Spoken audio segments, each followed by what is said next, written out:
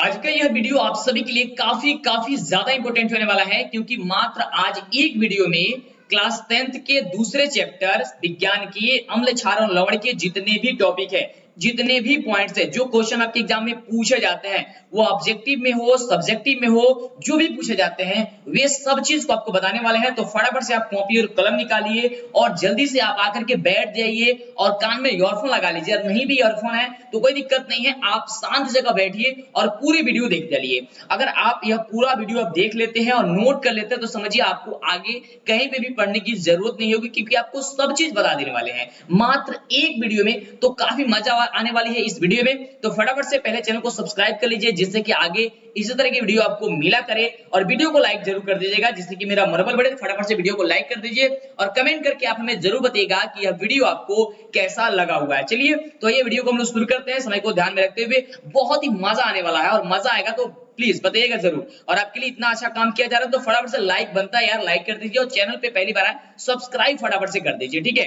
तो आइए हम लोग समझते हैं कि अम्ल क्षार और लवण में हम लोग को जो टॉपिक पढ़ना है उन सभी टॉपिक को और जितने भी पॉइंट्स है वे सभी पॉइंट्स सबसे मतलब कि खास है ना। मतलब हर एक चीज जो भी इसमें बताया जाएगा एक एक लाइन आपके लिए इंपॉर्टेंट है। तो आइए शुरू करते हैं।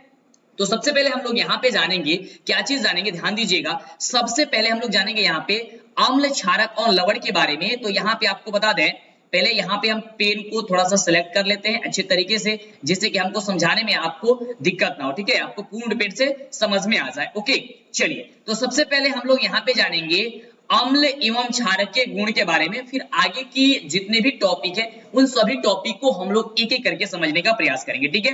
तो ये सबसे पहले हम समझते हैं अम्ल एवं क्षारक के भौतिक गुण क्या होता है। तो हम सबसे पहले बताएंगे आपको कि अम्ल के जो भौतिक गुण होते हैं वह क्या होती है, उसके बाद आपको बताएंगे कि क्षारक का भौतिक गुण क्या होता है, फिर क्षारक क्या होता है, फिर अम्ल क्या होता है ना। तो बहुत चीज हम लोग पढ़ने वाले हैं, काफी मजा आने वाला है यार। तो चलिए आइए शुरू करते हैं। तो आप यहाँ पे देख पा रहे हैं, सबसे पहले हम आपको बताना चाहेंगे अम्ल के गुण के बारे में। तो ध्यान दीजिएगा, अम्ल जो होता है वह स्वाद में खट्टा होता है। कैसा होता है जी? तो खट्टा होता है जी। तो आपको बस इतना याद कर रखना है, याद करके रखना है कि अम्ल जो है वह स्वाद में खट्टा होता है। दूसरा चीज, अम्ल जो है वह नीले लिटमस पत्र को कैसा कर देता है जी? बिल्कुल लाल कर देता है जी। नीले लिटमस पत्र को यह क्या कर देता है? तो लाल कर देता है। इतना ही आपको याद करके रखना है, बहुत ही जरूरी है ये। अब अगला देखिए, जल में यह घुलनशील होता है। यह कैसा होता है? तो जल में घुलनशील होता है। बस आपको इतना याद करके रखना है। एक और पॉइंट है, यह प्रायः रंगहीन होते हैं। यह प्रायः किस प्रकार के होते हैं जी? तो बोलिएगा सर ये तो रंगहीन होते हैं, क्योंकि आप ही ने बताया है। तो बिल्कुल आप सही हैं कि अम्ल जो होते हैं वो क्या होते हैं? रंगहीन होते हैं या खट्टे होते हैं, नीले लिटमस पत्र को लाल कर देते हैं और जल में क्या होते हैं? घुलनशील होते हैं। चलिए अब हम लोग बात करते हैं क्षारक के गुण पे, क्योंकि आपके एग्जाम में अक्सर पूछ दिया जाता है। समझिए यहाँ से 2 नंबर आपका फिक्स हो गया, 2 से 3 नंबर आपके एग्जाम में आ जाएगा, क्योंकि आपके एग्जाम में पूछा जाता है कि अम्ल एवं क्षारक के गुण क्या क्या होते हैं। तो आप इसको लिख दीजिए, तो फटाफट से आप लिख दीजिएगा। या अंतर भी पूछा जाएगा कि अम्ल और क्षारक में अंतर क्या होता है, तो आप लोग लिख दीजिएगा। पहले अम्ल के गुण के बारे में लिख दीजिएगा और क्षारक के गुण के बारे में लिख दीजिएगा। तो ये आपका अंतर हो जाएगा। 2 पार्ट में इसे अगर डिवाइड करके आप लिख देते हैं तो ठीक है। इधर अगर अम्ल लिख देते हैं और इधर आप लोग क्षारक लिख देते हैं और उसके बाद से जो भी चीज आपको बता रहा है वो पॉइंट दे करके आप लिख देंगे, तो आपका सब चीज जो है वो कंप्लीट हो जाएगा और आपको नंबर पूर्ण पे मिल जाएगा। तो आइए अब हम बात करते हैं क्षारक के बारे में, क्योंकि अम्ल में हमने जाना कि यह स्वाद में खट्टे होते हैं, नीले लिटमस पत्र को लाल कर देते हैं और जल में घुलनशील होते हैं और प्राय क्या होते हैं? रंगहीन होते हैं। अब क्षारक की बात करते हैं तो ध्यान दीजिएगा, यह स्वाद में कड़वे होते हैं। तो हमने क्या आपको बताया कि यह स्वाद में कैसे होते हैं जी? तो कड़वे होते हैं। तो आपको याद करके रखना है कि जो क्षारक होते हैं ना वह स्वाद में कड़वे होते हैं। बिल्कुल। चलिए आगे, यह लाल लिटमस पत्र को कैसा कर देते हैं जी? तो नीला कर देता है। बिल्कुल, यह लाल को नीला कर देता है। बस इतना आपको याद करके रखना है। ये ऑब्जेक्टिव के लिए आपको समझिए कि ये बन गया। क्या कर देता है? लाल को नीला। तो देखिए आपके एग्जाम में पूछेगा कि क्षारक जो है वह लाल लिटमस पत्र को क्या कर देता है, तो आपको बताना होगा कि लाल लिटमस पत्र को वह नीला कर देता है। बिल्कुल। अब देखिए अगला, कि कुछ क्षारक जल में क्या होते हैं, घुलनशील होते हैं, कुछ ऐसे ऐसे क्षारक होते हैं जो जल में क्या होते हैं, घुलनशील भी होते हैं, और यह प्रायः रंगहीन ही होते हैं। क्या होता है, यह भी प्रायः रंगहीन होते हैं। तो आपको बस इतना अगर याद हो गया तो समझिए 3 से 4 नंबर आपके एग्जाम में आ ही जाएगा, अगर इससे आपके एग्जाम में क्वेश्चन आता है तो। क्योंकि देखिए बहुत ज्यादा बार ये पूछा जाता है कि अम्ल क्षार में अंतर क्या होता है, अम्ल क्षार के गुण क्या होते हैं, है ना, और आपसे ऑब्जेक्टिव में पूछा जाएगा कि अम्ल जो है वह नीले लिटमस पत्र को क्या कर देते हैं, क्षारक जो होते हैं वह लाल लिटमस पत्र को क्या कर देते हैं। तो जो चीज हम आपको बताए बस आपको उतना याद करके रखना है। ओके, चलिए अब देखिए यहाँ पे आपको हम समझाने का प्रयास करेंगे, तो ध्यान से समझिएगा कि स्रोत के आधार पे जो अम्ल होते हैं ना वह 2 प्रकार के होते हैं। कितने प्रकार के होते हैं, 2 प्रकार के होते हैं स्रोत के आधार पे। इस चीज को ध्यान रखिएगा, स्रोत के आधार पे अम्ल जो है वह 2 प्रकार के होते हैं। कौन कौन से होते हैं, तो आइए हम लोग समझ लेते हैं। पहला होता है एक प्राकृतिक अम्ल। कौन होता है, प्राकृतिक अम्ल। अब आइए समझते हैं हम लोग कि प्राकृतिक अम्ल आखिर में हम लोग कहते किसे हैं। तो ध्यान दीजिएगा, वह अम्ल जो पादपों और जीव जंतुओं से प्राप्त होते हैं प्राकृतिक अम्ल कहलाते हैं। अर्थात हम आपको आसानी भाषा में समझाने का प्रयास करें तो आप यह भी कह सकते हैं कि वह अम्ल जो मानव के द्वारा निर्मित नहीं किया गया हो, वो जो प्रकृति से प्राप्त हुआ हो, पादप और जीव जंतुओं से प्राप्त हुआ हो, उसे हम लोग क्या कहेंगे, तो उसे हम लोग कह देंगे कि यह प्राकृतिक अम्ल है। जैसे कि बात करते हैं तो जैसे हो जाएगा सिट्रिक अम्ल, ऑक्जेलिक अम्ल इत्यादि बहुत सारे अम्ल हो जाएगा, जैसे कि सिट्रिक अम्ल हो गया, ऑक्जेलिक अम्ल हो गया। ओके, चलिए तो ये हमने यहाँ पे जाने। चलिए अब इसको मिटा देते हैं, फिर आगे हम लोग पढ़ते हैं। अब देखिए एक चीज यहाँ पे, अब ये जो पॉइंट आपको बता रहा है ना, इसको एकदम आपको नोट कर लेना है, क्योंकि अक्सर ये पूछा जाता है, या आप अगर पढ़ाई भी करते हैं तो आपसे कोई भी पूछ सकता है। देखिए क्या पूछ सकते हैं, आपसे कोई भी पूछ सकता है कि अमरूद में कौन सा अम्ल पाया जाता है, तो उन्हें बता दीजिएगा आप कि अमरूद में ऑक्जेलिक अम्ल पाया जाता है। कौन सा अम्ल पाया जाता है, ऑक्जेलिक अम्ल पाया जाता है। इसी तरह आपसे पूछा जा सकता है एग्जाम में हो, या कोई भी आपसे पूछ सकते हैं कि नींबू, नारंगी या आंवला में कौन सा अम्ल पाया जाता है, तो आपको बताना होगा कि वहां सिट्रिक अम्ल पाया जाता है। कौन सा अम्ल पाया जाता है, सिट्रिक अम्ल पाया जाता है। अब देखिए सबसे ज्यादा बार ये क्वेश्चन पूछा जाता है, हर एक एग्जाम में पूछ ही दिया जाता है। अगर अम्ल, क्षार और लवण से अगर क्वेश्चन आता है तो आपका कोई भी एग्जाम हो कि चिट्टी के डंक में कौन सा अम्ल पाया जाता है, तो ध्यान दीजिएगा चिट्टी के डंक में जो है वह फॉर्मिक अम्ल पाया जाता है। कौन सा अम्ल पाया जाता है जी, तो फॉर्मिक अम्ल पाया जाता है। ये आपको याद करके रख लेना है। अब आपको एक चीज बता दें कि कभी कभी क्या होता है कि फॉर्मिक अम्ल की जगह कोई दूसरा नाम दे देता है, तो दूसरा नाम क्या है, मेथनोइक अम्ल। तो बिल्कुल अगर फॉर्मिक अम्ल की जगह अगर मेथनोइक अम्ल भी देता है तो समझिए कि वह भी बिल्कुल आपका सही है। अगला देखिए, ये भी क्वेश्चन पूछा जाता है आपके एग्जाम में कि विनेगर में कौन सा अम्ल पाया जाता है, यानी कि एसिटिक अम्ल इसमें भी पाया जाता है। विनेगर का मतलब हो गया कि सिरका, है ना, सिरका का नाम आपने सुना होगा, विनेगर का नाम आपने नहीं सुना हो तो सिरिका, बिल्कुल इसे सिरका कहा जाता है। तो सिरका में कौन सा अम्ल पाया जाता है, एसिटिक अम्ल पाया जाता है। तो ये पूछेगा तो आपको आसानी से बता देना है। इसी प्रकार से अगर आपसे पूछ दिया जाए कि टमाटर में कौन सा अम्ल पाया जाता है, तो ऑक्जेलिक अम्ल पाया जाता है। ये आपको याद करके रखना है। और एक चीज आपको बताना चाहेंगे, जो आपके एग्जाम में जो क्वेश्चन पूछा जाता है, ध्यान दीजिएगा कौन कौन से क्वेश्चन यहाँ पे इंपोर्टेंट है, कौन कौन से ज्यादा पूछा जाता है। तो पूछा जाता है नींबू, नारंगी या आंवला में कौन सा अम्ल, और चींटी के डंक में। वैसे भी तो सब चीज इंपोर्टेंट ही है, लेकिन ये जो 2 है और एक ये है विनेगर यानी कि सिरका में कौन सा अम्ल पाया जाता है, मतलब ये 3 जो है सबसे ज्यादा इंपोर्टेंट है। इन सबको आपको याद करके रख लेना है। ओके, चलिए बहुत अच्छी बात है अगर आप इतना याद करके रखते हैं तो ठीक है। चलिए अब बात करते हैं हम लोग आगे। चलिए एक चीज आपको बता दें, यहाँ पे एक और है इमली। तो इमली में ध्यान दीजिएगा कि टार्टिक अम्ल पाया जाता है। कौन सा अम्ल पाया जाता है, टार्टिक अम्ल पाया जाता है, ठीक है। और आपसे पूछ दे कि दूध या दही में कौन सा अम्ल पाया जाता है, तो क्या बताइएगा, बिल्कुल लैक्टिक अम्ल पाया जाता है उसमें, ठीक है। चलिए ये बात आपको याद करके रखना है। अब दूसरे प्रकार में, पहले प्रकार के बारे में हमने जाना कि प्राकृतिक अम्ल होता है, तो दूसरा क्या प्रकार है, तो वह है खनिज अम्ल, ठीक है। काफी बच्चे ये नहीं जानते हैं, और आपको बता दें कि खनिज अम्ल से आपके एग्जाम में क्वेश्चन नहीं पूछा जाता है। फिलहाल आपको हम बता देते हैं कि 2 जो प्रकार होते हैं, लेकिन अब जब पढ़ रहे हैं ना तो सब कुछ पढ़ना पड़ता है आपको। तो चलिए, तो खनिज अम्ल, तो खनिज अम्ल में जो है वह कौन कौन से हो जाएगा, यानी कि इसका परिभाषा क्या है और इसका एग्जाम्पल क्या है। तो देखिए खनिज अम्ल जो अकार्बनिक पदार्थों से बनाए जाते हैं, किससे बनाए जाते हैं, जो अकार्बनिक पदार्थों से बनाए जाते हैं उसे हम लोग खनिज अम्ल कहते हैं। जैसे कि हाइड्रोक्लोरिक अम्ल और सल्फ्यूरिक अम्ल। कौन कौन सा अम्ल हो जाएगा, तो वह हाइड्रोक्लोरिक अम्ल और सल्फ्यूरिक अम्ल हो जाएगा। चलिए अब हम लोग बात करते हैं आगे। ओके, अब यहाँ पे हमने इस चीज को तो समझ लिया, हमने यहाँ पे अम्ल के बारे में और क्षारक के बारे में हमने समझा। अब उसके बाद से हम लोग यहाँ पे समझेंगे कि अम्ल एवं क्षारक की परिभाषा क्या होती है, क्योंकि अगर आपके एग्जाम में ये पूछ दिया जाए कि अम्ल और क्षारक की परिभाषा आप लिख दीजिए, तो फिर आप क्या लिखेंगे इसके बारे में बताइए। तो देखिए, आपको सबसे पहले हम आसान भाषा में समझाने का प्रयास करेंगे आर्हेनियस के अनुसार, क्योंकि आर्हेनियस का जो परिभाषा है वह काफी आसान है, आपको तुरंत का तुरंत समझ में आ जाएगा।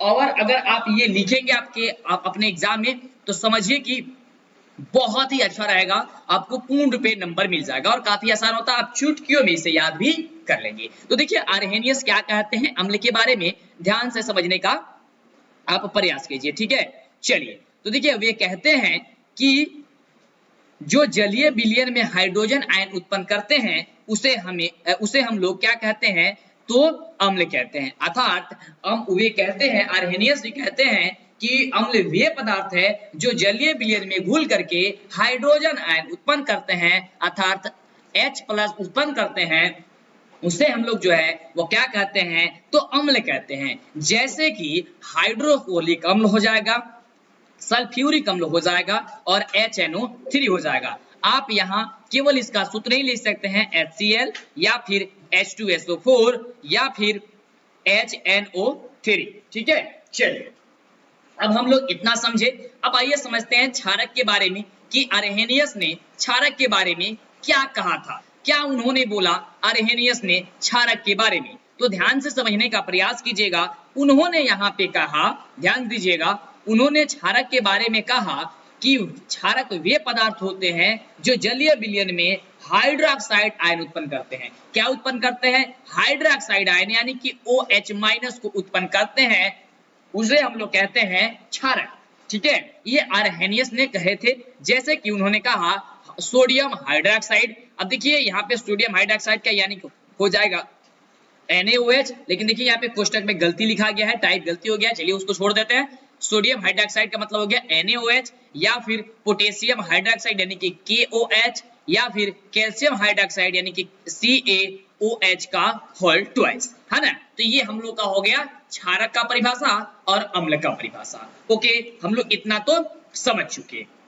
अब आइए हम लोग बढ़ते हैं। अब जो सबसे ज्यादा जरूरी है आपकी परीक्षा के लिए वह क्या है, सूचक है। तो आइए हम लोग समझते हैं कि आखिर में जो सूचक होता है वो क्या होता है, अर्थात सूचक किसे कहते हैं। तो देखिए, सूचक वे पदार्थ हैं जो अपने रंग और गंध में परिवर्तन के द्वारा दिए हुए पदार्थ के अम्ल या क्षारक होने के बारे में बताता है। यानी आसानी से कहने का मतलब ये है कि सूचक वे है जो अपने रंग और गंध, यानी कि अगर उसका रंग बदल जाता है या गंध बदल जाता है और बदल करके वह बतलाता है कि यह अम्ल है या फिर क्षारक है, उसे हम लोग कहते हैं सूचक। क्या कहते हैं, सूचक। तो कोई आपसे पूछे कि सूचक क्या है तो आप आसानी से बता दीजिएगा। अब बात करते हैं, यहाँ पे एक चीज समझने वाली बात यह है कि जो सूचक होते हैं ना यार, तो वो दो प्रकार की होती है। कितने प्रकार की होती है जी, तो दो प्रकार की होती है। वो कौन कौन से प्रकार होते हैं, तो सूचक के दो प्रकार में होता है, पहला प्राकृतिक सूचक और दूसरा होता है मानव निर्मित सूचक। बिल्कुल, आइए हम लोग इन दोनों सूचक के बारे में समझने का प्रयास करते हैं कि प्राकृतिक सूचक और मानव निर्मित जो सूचक होता है वह क्या क्या होता है। तो ध्यान दीजिएगा, सबसे पहले हम लोग समझते हैं प्राकृतिक सूचक के बारे में। तो देखिए, वे सूचक प्राकृतिक से प्राप्त होते हैं, प्राकृतिक सूचक कहलाते हैं। यानी कहने का मतलब ये हो गया कि वैसा सूचक जो प्राकृतिक से प्राप्त हो, यानी मानव के द्वारा प्राप्त नहीं किया जाए, उसे हम लोग कहते हैं प्राकृतिक सूचक। जैसे कि लिटमस, हल्दी, लाल पत्ता गोभी, गुड़हल का फूल, प्याज, वनीला इत्यादि, ये जो हो जाएंगे वह प्राकृतिक सूचक हो जाएंगे। तो आपके एग्जाम में अगर आएगा तो आपको फटाफट से लिख देनी है, तो फटाफट से वीडियो को स्टॉप करके या फिर इसका स्क्रीनशॉट ले लीजिए, जिससे कि आपको बढ़िया तरीके से याद हो जाए। और आपको एक बार में याद नहीं होता है तो एक दो बार आप वीडियो का जरूर देख लीजिएगा और चैनल को सब्सक्राइब कर लीजिए, जिससे कि आपको आगे से वीडियो मिला करे। तो आइए अब हम लोग समझते हैं दूसरे प्रकार में। तो इसका दूसरा प्रकार जो होता है ना वो मानव निर्मित होता है सूचक, है ना।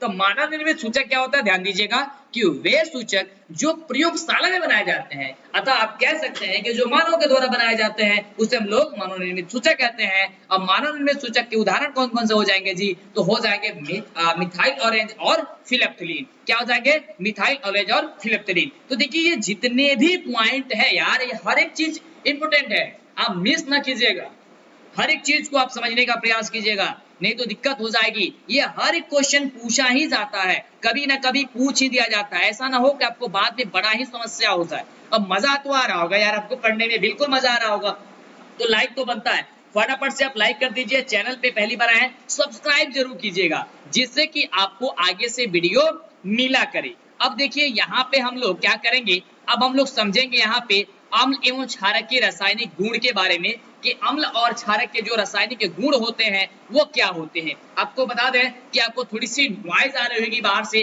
क्योंकि बड़ी ही तेज बारिश हो रही है अभी फिलहाल के लिए। उसी समय हम आपका क्लास ले पा रहे हैं, कोई दिक्कत नहीं है। अगर आपको आवाज हमारी सुनाई दे रही होगी तो बहुत अच्छी बात है, सुनाई तो जरूर देगी मेरी आवाज, तो कोई दिक्कत नहीं है। वो बाहर की आवाज है, उसको हम लोग को ध्यान नहीं दे रहा, आगे हम लोग को पढ़ना है। तो देखिए अम्ल एवं क्षारक के रासायनिक गुण के बारे में हम लोग समझने का प्रयास करते हैं कि इसका रासायनिक गुण क्या होता है। तो ये जो आपको हम बताने वाला है ना, ये काफी ज्यादा इंपॉर्टेंट है, इसे बढ़िया से समझिएगा और नोट कीजिएगा, शांति दिमाग से समझिएगा तो सबको जो समझ में आ जाएगा यार, कोई भी दिक्कत नहीं होगा। ध्यान दीजिएगा, सबसे ज्यादा इसे क्वेश्चन भी पूछा जाता है। देखिए कि अम्ल एवं क्षारक धातु के साथ अभिक्रिया कर लवण और हाइड्रोजन गैस देता है। ध्यान दीजिएगा कि अम्ल एवं क्षारक धातु के साथ अभिक्रिया करके लवण और हाइड्रोजन गैस देता है। अर्थात आप यहाँ पे ध्यान से जब देखेंगे तो यहाँ पे जो Zn है, ध्यान दीजिएगा यहाँ पे जो Zn है वह Zn आपका एक धातु है, लेकिन जब इसमें HCl से हम लोग अभिक्रिया कराए हैं, यानी कि अम्ल से जब अभिक्रिया कराए हैं, तो यह प्राप्त क्या हुआ है, ZnCl2 प्लस H2, यानी कि हम लोग को प्राप्त यहाँ पे जो हुआ है वह एक लवण और जल प्राप्त, हाइड्रोजन गैस प्राप्त हुआ है, माफ कीजिएगा हाइड्रोजन गैस प्राप्त हुआ है। ठीक है, अब देखिए उसके बाद से इसी प्रकार से जब हमने Zn को किसी क्षारक के साथ अभिक्रिया कराया, यानी कि NaOH से अभिक्रिया कराया, तो हम लोग का बना Na2ZnO2 प्लस H2 यहाँ पे प्राप्त हुआ। और जो यहाँ पे 2 लगा हुआ है संतुलित करने के लिए लगा हुआ है, आप संतुलित कर सकते हैं। इसको संतुलित करने के लिए भी हमने आपको पहले बता दिया है, तो आप वह वीडियो जरूर देखे होंगे। अगर नहीं देखे कि संतुलित कैसे किया जाता है समीकरण को, आप वह वीडियो जरूर देख लीजिएगा, है ना। हमारे चैनल पे अपलोड है, या उसका लिंक हम इस डिस्क्रिप्शन बॉक्स में डाल देंगे। ठीक है, चलिए आगे हम लोग समझते हैं। तो इतना आपने तो जरूर समझा कि अगर हम लोग धातु के साथ अम्ल, या ध्यान से समझिएगा, अगर हम लोग धातु के साथ अम्ल या क्षारक का अभिक्रिया कराएंगे तो लवण और हाइड्रोजन गैस बनेगा। ये बात ध्यान में रखना है, क्योंकि ये क्वेश्चन आपके एग्जाम में पूछ सकता है कि धातु और क्षारक या अम्ल का साथ अभिक्रिया कराएंगे, यानी कि धातु के साथ अगर हम लोग अम्ल या क्षारक का अभिक्रिया कराएंगे तो क्या प्राप्त होगा, तो लवण और हाइड्रोजन गैस प्राप्त होगा।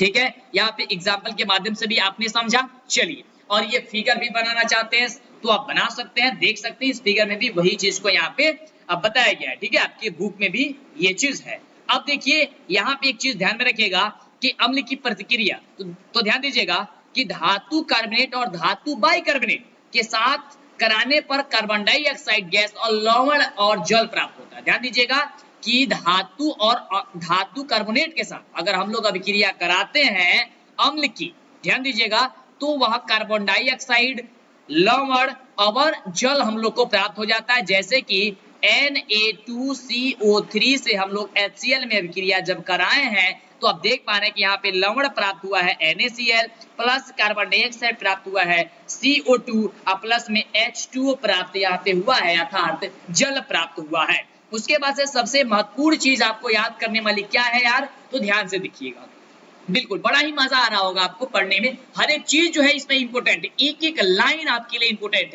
है ना। तो मिस न कीजिएगा, पूरा वीडियो देखिए, ध्यान पूर्वक देखिए, कान में ईयरफोन लगाइए, है ना, और ध्यान से देखिए। अगर ईयरफोन नहीं है कोई दिक्कत नहीं है यार, शांति जगह बैठ करके मजे तरीके से पढ़िए, बहुत ही मजा आएगा यार। और आपके लिए बेहद ही मतलब कि खास आपके लिए क्लास आपको हम ले रहे हैं, जितने भी टॉपिक है कोशिश करेंगे आपको कि बढ़िया तरीके से और जो भी आपके पढ़ने वाला है वही चीज बताया जाए। ठीक है, इधर उधर की बातें हम लोग ना करें, है ना।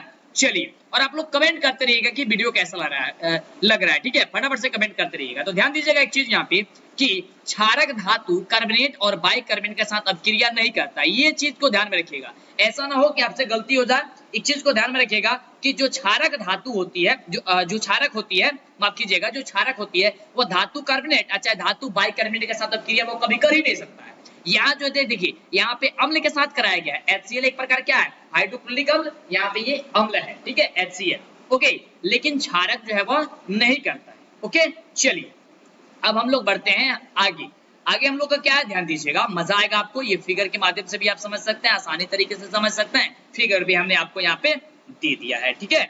चलिए जी, तो हम लोग आगे बढ़ते हैं और आगे हम लोग समझने का प्रयास करते हैं। बहुत ही मजा आ रहा होगा आपको, हर एक चीज, हर एक पॉइंट आपको समझ में आ रहा होगा। चलिए अब हम लोग यहाँ पे ध्यान दीजिएगा, हम लोग यहाँ पे समझते हैं। अब देखिए जैसे कि हमने आपको जब पढ़ा रहे थे उदासीनीकरण अभिक्रिया के बारे में, हम आपके पहले ही चैप्टर में बता दिए थे। तो यहाँ पे समझिएगा कि उदासीनीकरण अभिक्रिया क्या है, ध्यान से, क्योंकि उदासीनीकरण अभिक्रिया आपके एग्जाम में पूछ दिया जाता है।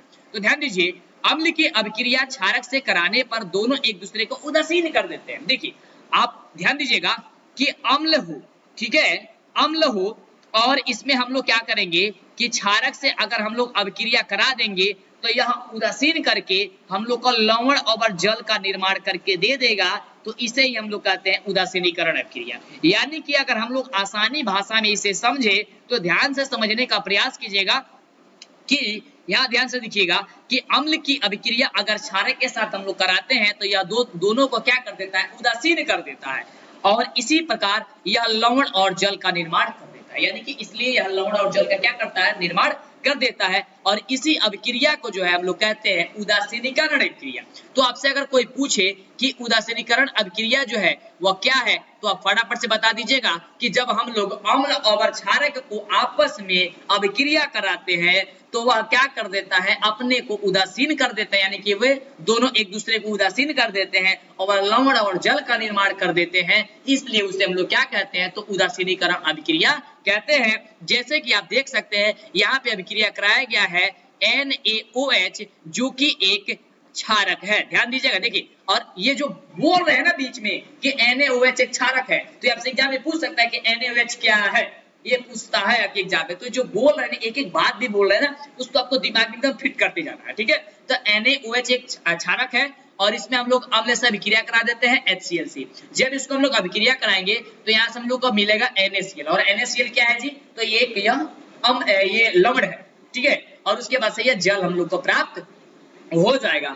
तो यहाँ आपने देखा कि जब अम्ल का अभिक्रिया क्षारक के साथ कराते हैं, चाहे क्षारक की अभिक्रिया अम्ल के साथ कराते हैं, तो ये एक दूसरे को उदासीन करके लवण और जल का निर्माण कर देते हैं। ओके, चलिए अब हम लोग बढ़ते हैं आगे, इसको हम फटाफट से मिटा देते हैं। ओके, और आप लोग स्क्रीनशॉट लेते जाइएगा। अब देखिए ध्यान दीजिएगा यहाँ पे कि अम्ल की अभिक्रिया धातु ऑक्साइड के साथ कराने पर भी लवण और जल का निर्माण होता है। एक चीज ध्यान दीजिएगा कि अगर कोई धातु ऑक्साइड हो, जैसे कि Zn क्या है, एक धातु है, और जिसमें इसमें O लगा देते हैं ना, यानी ऑक्सीजन, तो ये धातु ऑक्साइड हो जाता है एक प्रकार का, है ना। तो ये अगर इसमें भी धातु ऑक्साइड में अगर हम HCl से कराते हैं अभिक्रिया, यानी कि धातु ऑक्साइड में अगर हम लोग अम्ल से अभिक्रिया कराते हैं तब भी हम लोग का लवण और जल ही प्राप्त होगा। यानी कि यहाँ से बन जाएगा हम लोग का ZnCl2 अब प्लस बन जाएगा H2O बन जाएगा। ध्यान दे रहे हैं, बिल्कुल बिल्कुल ध्यान दीजिए और समझते जाइए, हर एक चीज समझते जाइएगा। चलिए अब बात करते हैं हम लोग आगे, लेकिन उसके पहले इसको कर देते हैं हम लोग क्लीन, ठीक है, यानी कि मिटा देते हैं।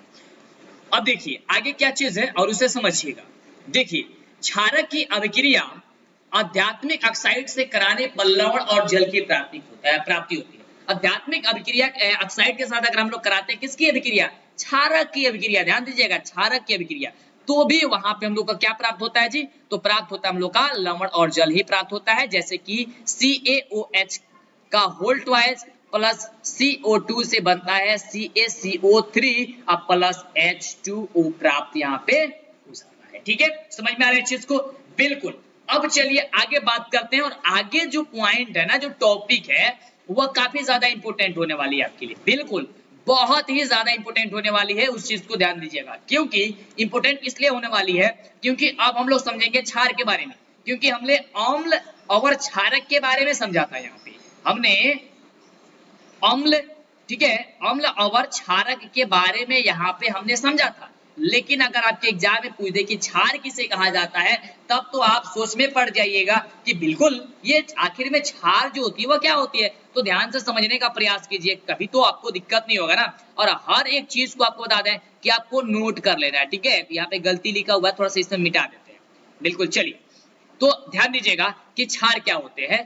तो यहाँ पे आपको हम बताना चाहेंगे, हर एक चीज आप समझने का प्रयास कीजिएगा। देखिए क्षार वे क्षारक, मतलब क्षार किसे कहते हैं, तो वे क्षारक जो जल में घुलनशील होते हैं क्षार कहते हैं। यानी कि ध्यान से समझिएगा कि जो क्षारक जल में घुलनशील होते हैं उसी को हम लोग क्षार कहते हैं। यानी कि जल में घुलनशील क्षारक को क्षार कह सकते हैं, है ना। तो आपके एग्जाम में आएगा तो आप लिख दीजिएगा कि जल में घुलनशील क्षारक को क्षार कहते हैं। या आप इस तरीके से भी लिखना चाहे तो लिख दीजिएगा, या फिर आपको हम बताना चाहेंगे कि आप ये भी लिख दीजिएगा कि जल में घुलनशील क्षारक को क्या कहते हैं, क्षार कहते हैं, तब भी आपका सही हो जाएगा। जल में घुलनशील, ठीक है, घुलनशील क्षारक को क्षार कहते हैं, बिल्कुल कहते हैं, है ना। तो इस चीज को आप लिख दीजिएगा, आपके एग्जाम में पूरा का पूरा नंबर मिल जाएगा। चलिए अब बात करते हैं हम लोग आगे की। ध्यान दीजिएगा इसके उदाहरण क्या क्या होता है, यानी कि इसका जैसे, अगर जैसे भी पूछा जाए तो क्या मतलब जवाब दीजिएगा। तो देखिए एक चीज आपको बताते पहले कि अगर आपके एग्जाम में कोई भी टॉपिक पूछे विज्ञान में यानी कि साइंस से, तो एक चीज ध्यान रखिएगा, जब भी आपसे साइंस से क्वेश्चन पूछता है ना, तो आप लोग ज्यादा से ज्यादा उसमें एग्जाम्पल बताने का प्रयास कीजिएगा, ठीक है, आपसे जितना हो सकता है। तो उदाहरण के लिए सोडियम हाइड्रोक्साइड यानी कि NaOH और पोटेशियम हाइड्रोक्साइड यानी कि KOH, ठीक है, ये आपका एग्जाम्पल हो जाएगा। ये किसका एग्जाम्पल है जी, NaOH और KOH, बिल्कुल ये क्षार का एग्जाम्पल है। तो क्षारक को जल, जब क्षारक जो जल में घुल जाता है उसे हम लोग क्षार कहते हैं, यानी कि जल में घुलनशील क्षारक को क्षार कहते हैं। ये चीज आपने समझा, इसके एग्जाम्पल के बारे में आपने जाना, यानी कि काफी अच्छी चीज आपने समझ चुके हैं, है ना। अब चलिए हम लोग बढ़ते हैं आगे की। अब आगे हम लोग को क्या पढ़ना है, तो पढ़ना है हम सभी का पीएच के बारे में, बिल्कुल, जो कि काफी ज्यादा इंपोर्टेंट होता है पीएच के बारे में। तो पीएच क्या है ना, इसका दैनिक जीवन में क्या उपयोग है, ये बहुत ही ज्यादा पूछा जाता है। और आपको बता दें कि इसमें जो भी पॉइंट आपको बताएंगे, माने एक एक लाइन इसमें बताएंगे ना, एक एक लाइन से आपके एग्जाम में क्वेश्चन पूछा जाता है। तो मिस न कीजिए, पूरा देखिए, ध्यानपूर्वक देखिएगा, एक एक लाइन से देखिए कैसे, जब आपको पढ़ा रहे हैं ना तो आपको समझ में आएगा। देखिए कैसे यहाँ पे, जैसे पीएच के बारे में आपको हम बताना चाहें तो ध्यान दीजिएगा, यहाँ पे किसी विलयन का पीएच मान उस विलयन में उपस्थित हाइड्रोजन आयन की सांद्रता का मापक है। यानी कि पीएच हम लोग किसे कहेंगे कि किसी विलयन में उपस्थित हाइड्रोजन आयन यानी कि H+ को ज्ञात करने के लिए, जानने के लिए जो प्रयोग किया जाता है वही आपका पीएच है। इसका मान जो है वह 0 से लेकर के 14 तक होता है। और ध्यान दीजिएगा ये एग्जाम में क्वेश्चन पूछा जाता है आपसे कि पीएच पे कितने तक अंक अंकित रहते हैं, तो आपको बताना होगा कि पीएच पे जो है वह 0 से लेकर के 14 तक अंक अंकित रहता है। उसके बाद से आपके एग्जाम में क्वेश्चन पूछा जाता है, तो ध्यान दीजिएगा अम्ल का पीएच मान कितना होता है, तो 0 से लेकर के 7 के बीच होता है। कि अम्ल का जो पीएच मान होता है वो कितना होता है, तो 0 से लेकर के 7 के बीच आप कह सकते हैं, या फिर आप कह सकते हैं कि 7 से कम होता है। कितना होता है जी, तो 7 से कम या फिर 0 से 7, दोनों बात वही है ना। तो ये आप कह सकते हैं। और आपके एग्जाम में बता दें आपको कि ये क्वेश्चन जो है पूछा ही जाता है ना।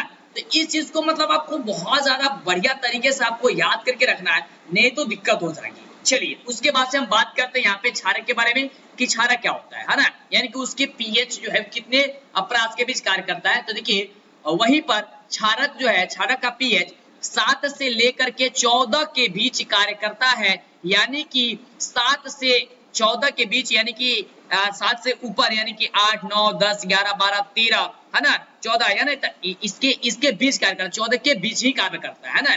और एक चीज आपको बता दें यहाँ पे कि जो उदासीन होता है ना, वह उदासीन विलयन का पीएच जो मान होता है वह सिर्फ 7 होता है। कितना होता है, 7 होता है। तो आपको बताना चाहेंगे कि ये जो भी आपको हमने बताया यहाँ पे क्या क्या आपको बताया, तो ध्यान दीजिएगा। यहाँ पे हमने बताया कि किसी विलियर में पीएच को ज्ञात करने के लिए, पीएच के मान ज्ञात करेंगे, यानी कि हाइड्रोजन आयन का मान ज्ञात करने के लिए पीएच का उपयोग किया जाता है। और आपको हमने यहाँ पे खास बात यहाँ पे बताया कि अम्ल का जो पीएच मान होता है, अम्ल का जो पीएच मान होता है वह 0 से लेकर के 7 के बीच होता है, 0 से लेकर के 7 के बीच होता है। और वही यहाँ पे हम बात करते हैं क्षारक की, तो क्षारक का जो पीएच होता है वह 7 से लेकर के 14 के बीच होता है। उसके बाद से आपको हमने समझाया कि जो उदासीन होता है विलयन, उदासीन विलयन, तो उदासीन विलयन का पीएच केवल 7 के बराबर होता है, अर्थात 7 ही होता है। ये आप ध्यान में रखिएगा इस चीज को, है ना। चलिए अब आगे बात करते हैं, इसको मिटा देते हैं, फिर आपको हम समझाने का प्रयास करते हैं। आपको समझ में आएगा कि पीएच क्या है, तो पीएच के बारे में आपसे पूछा जाएगा तो बस सिर्फ और सिर्फ आपको इतना चीजें लिख देनी है, आपका पूरा का पूरा मार्क्स जो है वो मिल जाएगा। क्या मिल जाएगा? पूरा का पूरा मार्क्स मिल जाएगा। पीएच स्केल किस प्रकार से आप देख सकते हैं कि इस प्रकार से जो है वो आपको यहाँ पे दर्शाया गया है। यहाँ पे देखिए, यहाँ पे दर्शा दिया गया, यहाँ पे एसिड, यहाँ पे देखिएगा ध्यान से, यहाँ पे हर चीज बताया गया है। यहाँ पे नेचुरल है यानी कि 7 के बराबर है ना, ये 7 के बराबर होता है, ये 7 से अधिक है, ये 7 से कम है। तो इधर 7 से कम के जो रहेगा वो अम्ल रहेगा, है ना, और 7 से ज्यादा रहेगा वो क्या रहेगा, क्या रहेगा जी, जो क्षारक रहेगा। चलिए यहां तक आपने समझा, अब बढ़ते हम लोग आगे। ओके चलिए अब यहाँ पे एक चीज ध्यान दीजिएगा, यहाँ पे जो चीज हम आपको समझा रहे हैं, और इससे आप लोग स्क्रीनशॉट ले लीजिए, जितना जल्दी हो सकता है स्क्रीनशॉट ले लीजिए। तो क्या स्क्रीनशॉट लेना है, तो ध्यान दीजिएगा, कुछ पदार्थों के पीएच मान, और ये पूछा जाता है आपसे एग्जाम में, पूछा जाता है कि निम्नलिखित में से बताइए कि रक्त का पीएच मान कितना होता है। तो आप याद करके रखिएगा कि 7.4 होता है। किसका होता है जी, तो रक्त का होता है। ओके, इसी प्रकार से पूछा जाता है जठर रस का कितना होता है, तो 1.2 होता है। कितना होता है, 1.2 होता है। तो ये आपको याद करके रखनी है। उसके बाद से नींबू के रस का कितना होता है, तो याद कर लीजिएगा कि 2.2 होता है। शुद्ध जल का पीएच मान कितना होता है जी, तो 7 होता है, यानी कि कह सकते हैं कि उदासीन है, कह सकते हैं ना, उदासीन है, बिल्कुल कह सकते हैं। उसी प्रकार से दूध का पूछा जाएगा तो 6.5 होता है ना, और दही का पूछा जाए तो 5.5 होता है, और साधारण नमक का पूछा जाए तो 7 होता है। तो 7 है, यानी कि क्या है, ये भी उदासीन है। और जो भी यहाँ पे हमने बताया 7 से कम, तो 7 से कम ध्यान दीजिएगा कि क्या होता है वह, तो वह अम्ल होता है। क्या होता है जी, तो बिल्कुल वह अम्ल होता है। ये आपको याद करके रखनी है। आगे चलिए बढ़ते हैं, और ये सबसे ज्यादा आपके एग्जाम में पूछा जाता है कि दैनिक जीवन में पीएच का क्या महत्व होता है। और इसमें भी जितने भी ये पॉइंट लिखा गया है, ये जितने भी पॉइंट आपको बता दे लिखा गया है, ये हर एक पॉइंट आपके लिए काफी ज्यादा इंपोर्टेंट है। तो जो भी चीज आपको हम बताने वाले हैं वो फटाफट से स्क्रीनशॉट ले लीजिए, या वीडियोस को पॉज करके रोक करके इसे लिख लीजिए। क्या क्या है ध्यान से समझिएगा इसको। और ये सब्जेक्टिव में पूछा जाता है कि दैनिक जीवन में पीएच का महत्व क्या है, बतलाएं। ठीक है, ये आपसे सब्जेक्टिव क्वेश्चन पूछ दिया जाएगा, तो ध्यान देंगे आप क्या लिखिएगा इसके बारे में। तो देखिए, जितने भी जीवित प्राणी हैं, चाहे वो पादप हो या फिर जंतु हो, सभी एक निश्चित परास के रेंज के बीच ही कार्य करते हैं।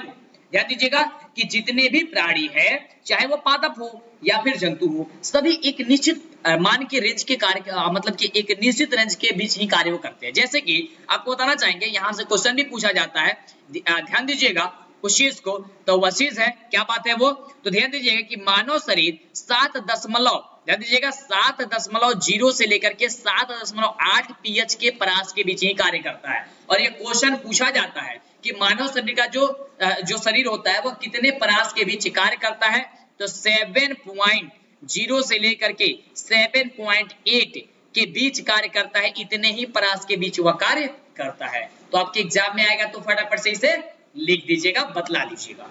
उसके बाद से यहाँ पे आप ध्यान दीजिएगा एक चीज को कि वर्षा के जल का जो पीएच होता है, अगर वो 5.6 से, ध्यान दीजिएगा 5.6 से यदि वो कम हो जाता है तो वह वर्षा अम्लीय वर्षा कहलाती है। देखिए, और अम्लीय वर्षा आपको बता दें कि बड़ा ही खतरनाक होती है यार। तो देखिए, हम लोग इसलिए बोला जाता है कि हम लोग को मतलब ज्यादा प्रदूषण ना फैलाए, प्रदूषण को नियंत्रित करें, क्योंकि प्रदूषण भी फैलेगा तो अम्लीय वर्षा हो सकती है, उसका पीएच जो है वो 5.6 से यानी कि 5.6 से कम हो जाएगा। और जब 5.6 से कम हो जाएगा तो वह जब वो नीचे आएगा, बारिश की बूंदे जब शरीर पे भी पड़ेगी तो काफी ज्यादा नुकसान होगा, चर्म रोग हो सकती है आपको, और दीवार वगैरह इमारतें पे पड़ेगी तो उसका क्षय जो है वो समाप्त होने लगेगा, है ना। बहुत से ऐसे इमारतें हैं जिसमें अम्लीय वर्षा पड़ने के कारण उसकी क्षय होना शुरू हो गया है, वह खराब होना शुरू हो गया है ना। तो वो अम्लीय वर्षा कराती है जब जब 5.6 से उसके बीच का परास कम हो जाता है तब, है ना, कि पीएच कम हो जाता है तब। अब देखिए आगे, विभिन्न फसलों के लिए मिट्टी का भी पीएच होता है, वह मान भिन्न भिन्न होता है। आजकल किसानों को अपने खेतों की मिट्टी को जो है जांच करने को कहा जाता है, इसलिए कहा जाता है क्योंकि कभी कभी जो होती है वह अत्यधिक क्या होती है, वह अम्लीयता हो जाती है या फिर क्षारकीय हो जाती है, यानी कि उसमें क्षारक की मात्रा बढ़ जाती है या फिर अम्लीय वो हो जाती है, तो उसको उदासीन किया जाता है ना। तो इसलिए बोला जाता है, आप लोग जानते भी होंगे कभी कभी, जैसे कि आप लोग अपने खेत में जाते होंगे, जैसे कि अगर आप किसान होंगे खेत में जाते होंगे तो पता चला होगा कि किसी वर्ष क्या होता है उसमें बहुत ही ज्यादा मतलब कि अन्न का उपजाऊ हुआ होगा, यानी कि अन्न बहुत ज्यादा हुआ होगा ना। लेकिन इस साल या किसी साल आपने देखा होगा कि उसमें अन्न की पैदावार जो है वो कम हुई हो, तो इसका मतलब क्या होता है, या तो खेत की जो मिट्टी है या तो वह अम्लीय हो गई है या फिर क्षारीय हो गई है। इसलिए भी बोला जाता है, और काफी जगह ये भी बोला जाता है कि ये चीज जब हम लोग खेत की बुआई करते हैं तब तरह तरह की खेत की मतलब की फसल की बुआई करें। ऐसा ना करें कि हमेशा एक ही फसल की बुआई करें, है ना। तो ऐसा नहीं करना चाहिए। अगर आप तरह तरह की फसल आप बोते हैं खेत में तो उसको हर चीज की पूर्ति हो जाएगी, है ना। तो आपका जो मतलब कि अन्न है वो काफी बेहतर तरीके से उगेगा, है ना, उपजेगा। जैसे मान लीजिए अगर आप ईख ही आप बुआई कर रहे हैं केवल ईख का, गन्ना का, तो गन्ना आप बोते चले जा रहे हैं तो पता चलेगा 1 साल 2 साल तो ठीक हुआ, लेकिन तीसरे चौथे साल वो खराब होते चला जाएगा, यानी कि अच्छा उसमें गन्ना नहीं निकलेगा। तो इसलिए, है ना, और इसको दूर किया जाता है काफी चीजों को उपयोग करके, जैसे कि चुन्ना को भी आपने देखा होगा, चुन्ना को किया जाता है, या बहुत सारे ऐसे वो जैसे फसल होता है ये पता नहीं क्या नाम है उसका, हमको याद अभी नहीं आ रहा है फिलहाल, उसको मतलब कि बो करके उसको कटवा करके उसको हाल वगैरह से उसमें मतलब कि जोताई करवा दिया जाता है ना, और फिर इसमें उसके बाद उसमें खेत की रुपाई की जाती है। ये आप सुने होंगे, आप उसका नाम जानते होंगे, उस तो फसल का क्या नाम है ना। तो ये चीज किया जाता है क्योंकि देखिए उसको उदासीन किया जाता है, क्योंकि जब तक उदासीन वो नहीं होगा तब तक फिर दिक्कत हो जाएगा। और इसी प्रकार आपको बता देना चाहेंगे कि पाचन में, यानी कि जब आप लोग खाना खाते हैं ना, पाचन तंत्र में भी, और पाचन तंत्र में क्या होता है, हाइड्रोक्लोरिक अम्ल का स्राव होता है। यदि अपच जब हो जाता है, कहते हैं कभी कभी अपच वगैरह हो गया है, तो जब अपच हो जाता है तो हम लोग क्या करते हैं, एंटासिड लेते हैं। क्या लेते हैं, एंटासिड लेते हैं, जिससे कि अधिक अम्ल उदासीनीकरण हो जाता है। जैसे कि जो अधिक अम्ल जो है, जो अम्ल हम लोग के शरीर में बन जाता है वो क्या हो जाता है, उदासीन हो जाता है, ठीक है। क्योंकि एंटासिड जो होता है वह मृदु क्षारक होते हैं। तो आपको अपने पहले ही पढ़ाया था कि अम्ल और क्षारक जब मिलेगा तो वह उदासीन हो जाएगा। तो यहाँ पे अम्ल हमारे शरीर में अगर बढ़ा हुआ है तो हम लोग क्या करते हैं कि एंटासिड का उपयोग ले लेते हैं, यानी कि एंटासिड एक दवाई आता है, इसका हम लोग यूज करते हैं। तो ये क्या करता है, यह क्षारक के रूप में बदल जाता है, वो क्षारक होता है तो वो क्या करता है, वह उदासीन कर देता है, जिसके कारण क्या होता है, हमारा पेट का जो दर्द होता है वह ठीक हो जाता है ना। चलिए अब आगे हम लोग बात करते हैं। देखिए यदि हम भोजन करने के पश्चात अपने मुंह को ठीक से साफ नहीं करते हैं तो दांतों में फंसा हुआ भोजन का कण जो है वह सड़ने के कारण क्या होता है, अम्ल उत्पन्न कर देता है, अम्ल का निर्माण हो जाता है, जिसके कारण हम लोग का दांत क्या होता है, खराब हो जाता है। जब इसका पीएच मान 5.5 से कम हो जाता है ना, तो दांत का क्षय होना शुरू हो जाता है, जिसे हम लोग दंत अस्थि क्षय कहते हैं। जब आपको बायोलॉजी के चैप्टर हम शुरू करेंगे ना, तो उसमें आपको बताएंगे कि दंत अस्थि क्षय क्या होता है ना। देखिए कभी कभी हम लोग चॉकलेट वगैरह मतलब कि कुछ बहुत सारी चीज जो खाते हैं और खाने के बाद से क्या करते हैं, अच्छे से उसे ब्रश नहीं करते हैं। तो जब उसको हम ब्रश अच्छे से नहीं कर पाते हैं ना, तो क्या होता है कि उसमें क्या होता है, अम्ल उत्पन्न वो कर देता है, और अम्ल उत्पन्न होने के कारण क्या होता है, हम लोग का जो दांत होता है उसका क्षय होना शुरू हो जाता है, वह खराब होने लगता है ना, टूटने लगता है ना, सड़ जाता है, जिसे आप कहते हैं कि सड़ गया इसका दांत, है ना। तो ऐसा ही होता है। चलिए अब हम लोग समझ जाएंगे यहाँ पे लवण के बारे में। हमने काफी चीज समझा, अम्ल, क्षारक, क्षार के बारे में समझ लिया, है ना।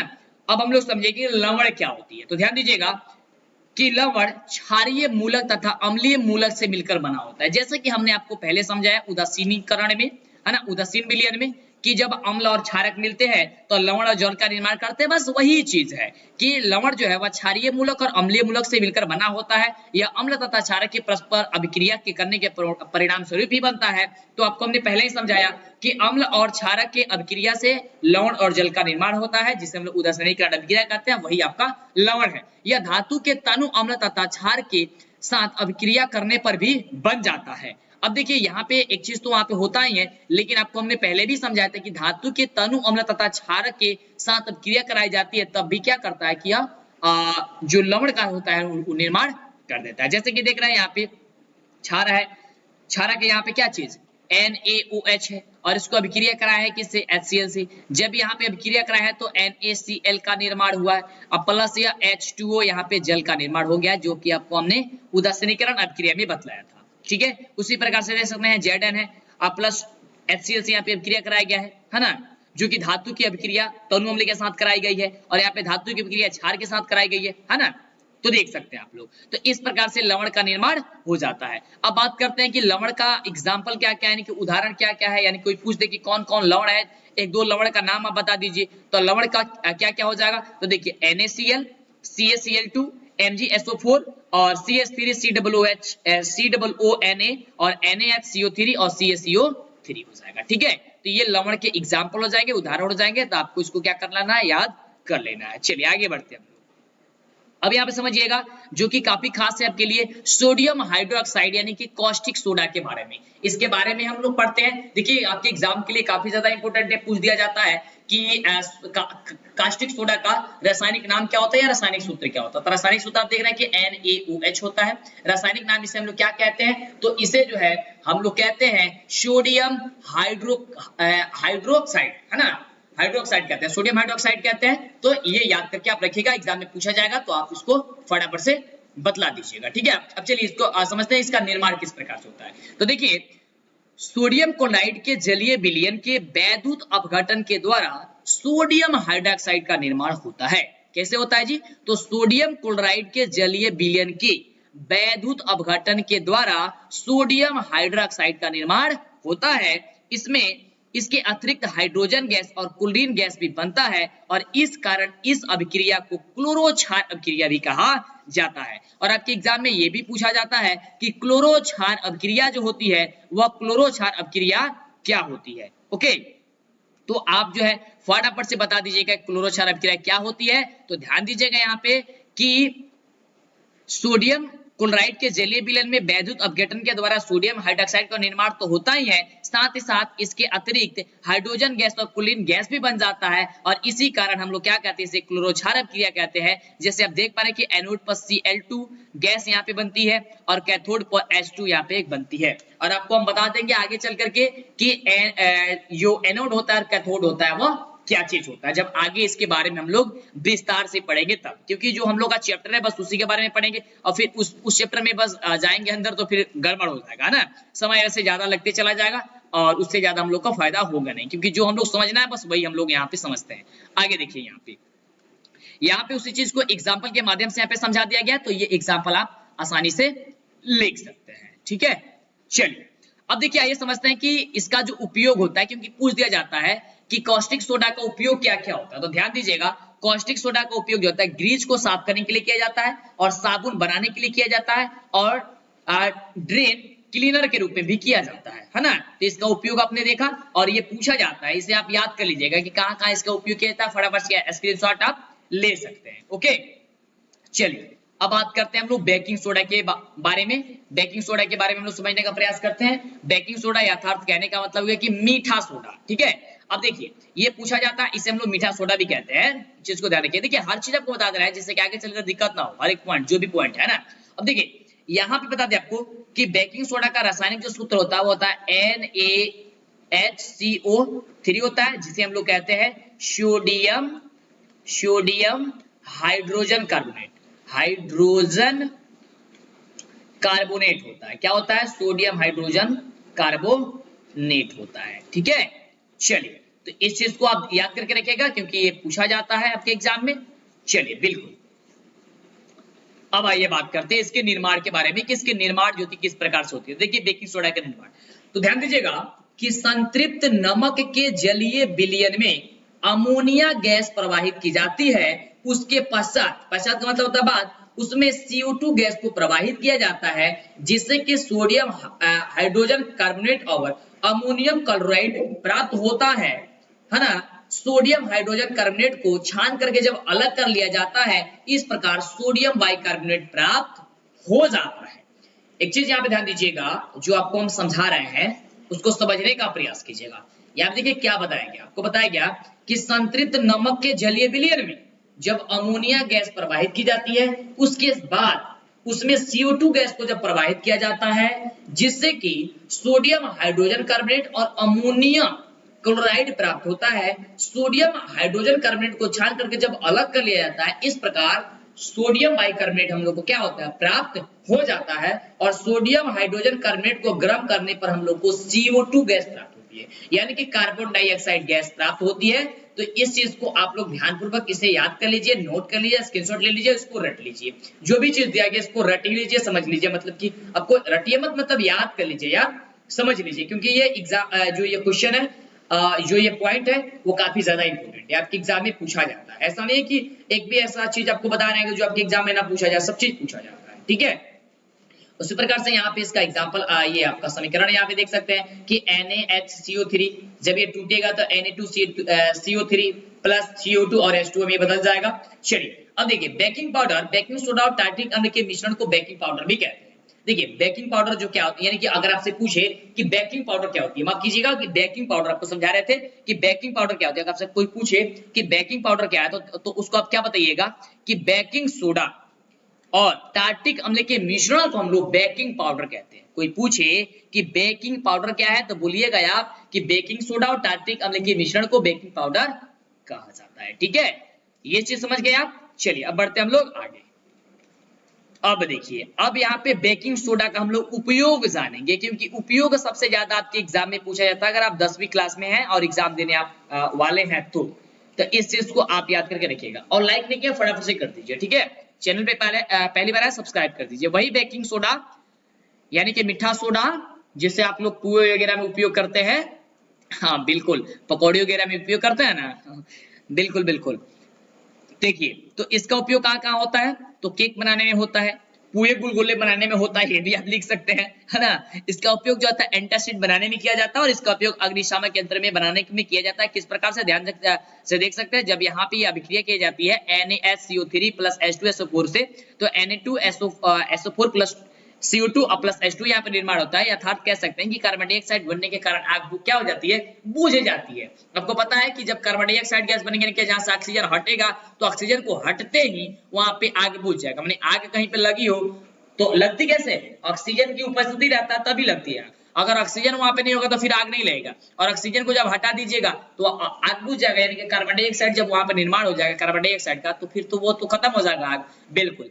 अब देखिए काफी खास पॉइंट है धोवन सोडा, यानी कि धावन सोडा जिसे बोलते हैं, धोवन सोडा। अब धोवन सोडा का पूछ सकता है आपसे एग्जाम में पूछता ही है कि धोवन सोडा या धावन सोडा का रासायनिक सूत्र क्या होता है। तो रासायनिक सूत्र याद करके कि Na2CO3 into 10H2O होता है। क्या होता है, ध्यान दीजिएगा, Na2CO3 into 10H2O होता है ना। और इसका जो रासायनिक सूत्र है ये होता है, लेकिन रासायनिक नाम क्या होता है, तो सोडियम कार्बोनेट डेकाहाइड्रेट होता है। क्या होता है, सोडियम कार्बोनेट डेकाहाइड्रेट होता है। अब चलिए इसके बारे में पढ़ते हैं, इसका निर्माण किस प्रकार से होता है, फिर इसके बारे में हम लोग इसका उपयोग पढ़ेंगे।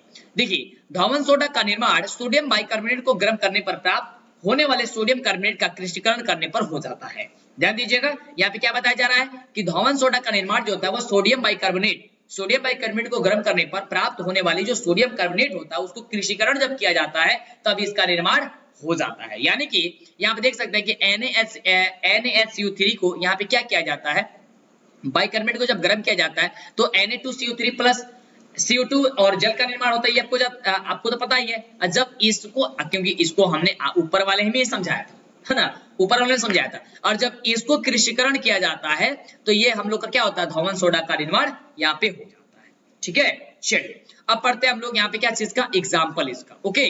चलिए तो समझते हैं इसका एग्जाम्पल बोल रहा है, माफ कीजिएगा, उदाहरण।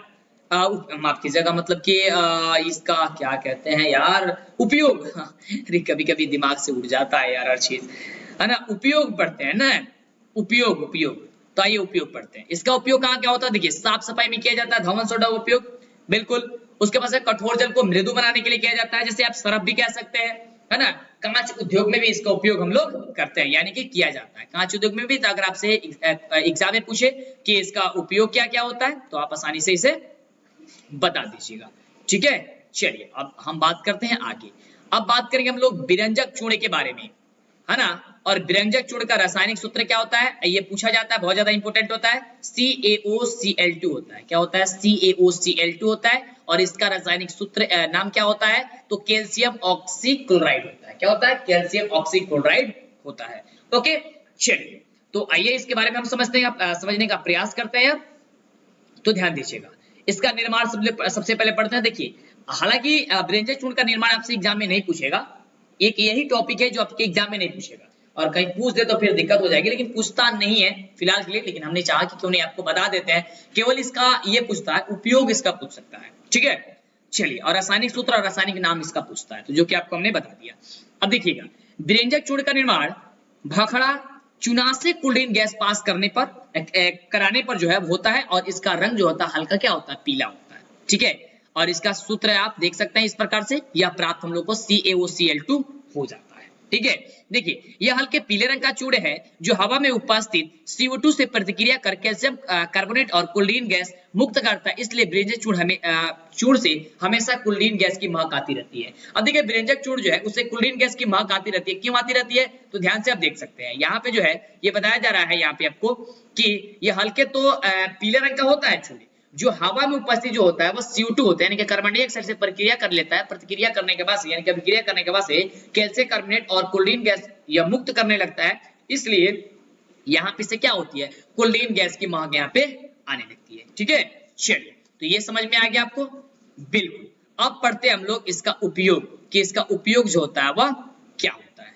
ध्यान दीजिएगा, यहाँ पे वही समीकरण यहाँ पे लिखा गया है कि जब ये CaCl2 है, CaOCl2 है, यानी कि क्लोरीन है, माफ कीजिएगा विरंजक जो चूर्ण है, अगर ये क्या करता है, हवा में ये CO2 से अभिक्रिया कर लेता है, तो CaCO3 का निर्माण कर लेता है, और यह Cl2 जो है यह बाहर करने लगते हैं। इसी प्रकार से यहाँ क्या होती है, गैस जो बाहर करती है क्लोरीन, तो क्लोरीन गैस की क्या होती है, यहाँ से महक हम लोग को आने लगती है।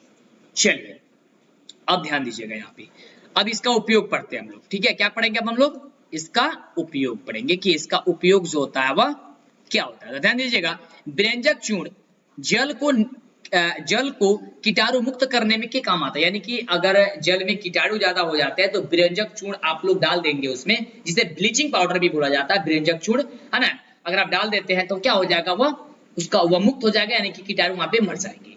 आगे है कि विरंजक चूर्ण कपड़े से दाग धब्बे को दूर करने के लिए भी किया जाता है। जो कपड़े में दाग धब्बे हो जाते हैं ना, है ना, कोई दाग लग जाता है, तो उसका भी उपयोग हम लोग विरंजक चूर्ण के रूप में करते हैं, यानी कि विरंजक चूर्ण अगर उसको उपयोग करेंगे तो वो भी हट जाएगा। अगला है कि विरंजक चूर्ण कागज उद्योग में भी काम आते हैं, है ना, यानी कि विरंजक जो चूर्ण होता है वह कागज उद्योग में भी काम आता है। चलिए, अब हम लोग का ये शायद लास्ट टॉपिक है प्लास्टर ऑफ पेरिस के बारे में, है ना। तो प्लास्टर ऑफ पेरिस के बारे में समझते हैं। तो सबसे पहले पूछता है आपके एग्जाम में, परीक्षा में, कि प्लास्टर ऑफ पेरिस का रासायनिक सूत्र क्या होता है। तो अब ध्यान दीजिएगा कि CaSO4 into half H2O होता है। क्या होता है, CaSO4 into half H2O होता है, और इसको हम लोग बोलते हैं कैल्शियम सल्फेट हेमीहाइड्रेट। क्या बोलते हैं, कैल्शियम सल्फेट हेमीहाइड्रेट इसका रासायनिक नाम होता है। ओके, चलिए अब हम लोग इसको समझते हैं, इसका निर्माण। तो ध्यान दीजिएगा, इसका निर्माण किस प्रकार से होता है। तो जिप्सम को जब 373 केल्विन पे, कितने केल्विन पे, जिप्सम को जब 373 केल्विन पर गर्म किया जाता है तो प्लास्टर ऑफ पेरिस का निर्माण हो जाता है। कब होता है, तो जिप्सम को जब 373 केल्विन पर जब हम गर्म करते हैं तब प्लास्टर ऑफ पेरिस का निर्माण हो जाता है। ओके, अब देखिए यहाँ पे उसी चीज को यहाँ पे आपको समीकरण के द्वारा दर्शा दिया गया है, ठीक है। देखिए, प्लास्टर ऑफ पेरिस को जल में मिलाने पर पुनः जिप्सम प्राप्त हो जाता है, और प्लास्टर ऑफ पेरिस जब निर्माण होता है और जब उसको हम क्या करते हैं, जल में जब इसको हम क्या कर देते हैं, मिलाते हैं, तो पुनः फिर से ये जिप्सम के रूप में बदल जाता है। और देखिए इसका उपयोग जो है वो काफी जगह पे होता है और काफी काम की चीज है ना। घरों में सबसे ज्यादा होती है सजावट के रूप में, आप लोगों को पता होनी चाहिए। देखिए प्लास्टर ऑफ पेरिस का उपयोग टूटे हुए हड्डियों को स्थिर करने के लिए किया जाता है। जब भी किसी का हाथ पैर टूट जाता है तो वहां पे क्या कहता है, जो वहां पे लगाया जाता है आपको प्लास्टर जिसको बोलते हैं हम लोग, है ना, तो उसमें उपयोग किया जाता है हड्डियों को, उजले जो रंग का होता है प्लास्टर ऑफ पेरिस का उपयोग होता है। और सजावटी भी किया जाता है ना। सजावटी सामान में आप देखे होंगे कि सजावटी जैसे कभी गमले उमले का होता है तो वो प्लास्टर ऑफ पेरिस का भी बनाया जाता है, काफी सुंदर दिखता है, तो इसका उपयोग किया जाता है। या फिर दीवारों के सतहों में गड्ढे जो होते हैं वो भरने के लिए, अर्थात दीवारों को चिकना करने के लिए भी किया जाता है। या आप देखते हैं कि ऊपर छत में जो डिजाइन वगैरह बनता है ये इससे ही बनता है ना। या कहीं पे दीवार फूट गया है, गड्ढा हो गया, तो आप प्लास्टर ऑफ पेरिस ला करके दुकान में मिलता है, ज्यादा महंगा भी नहीं होता है, मानिए तो 20-30 रुपए शायद केजी होता है, तो उसको ला करके आप दीवार में अगर कहीं फटा उटा है, मतलब टूटा है, मतलब गड्ढा वगैरह है, तो उसमें आप भर देंगे तो यह बराबर हो जाएगा और चिकना भी हो जाएगा और काफी मुलायम होता है, बड़ा मजा आएगा आपको छूने में भी इसको, है ना। तो आपको बता दें कि आपका लास्ट टॉपिक था, यानी कि, और ये देखिए कुछ क्वेश्चन है, ये आप ही के चैप्टर से ये बना हुआ क्वेश्चन है, तो यहाँ पे देखना चाहते हैं तो देख सकते हैं। जैसे कि वही क्वेश्चन सब है कि किसी उदासीन विलेन का पीएच मान कितना होता है, 7 होता है, आपको बताए थे। चींटी के काटने पर शरीर में कौन सा अम्ल जो है वो उत्पन्न हो जाता है, तो फॉर्मिक, जो चीज आपको बताए थे। देखिए कोई दूध वाला गर्मी के दिनों में अपने दूध में मीठा सोडा डाल देता है, क्यों डाल देता है, आप ये सब चीज पढ़ सकते हैं। देखिए ये सारा चीज हमने आपको पहले ही बता दिया, अगर आप बेहतर तरीके से समझे होंगे तो दिक्कत नहीं होगा। और चाहे तो आप इसका भी स्क्रीनशॉट ले सकते हैं, ठीक है, ले लीजिए, इसका भी स्क्रीनशॉट ले लीजिए, हमने आपको तो सब चीज बता ही दिया है ना। किसी विलेन में लाल लिटमस पत्र डालने पर वो नीला हो जाता है, वह विलेन किस प्रकृति की है, बिल्कुल, तो आप लाल को जब नीला कर देगा, नीला को लाल कर देगा, तो आपको हमने सबसे पहले समझाया था।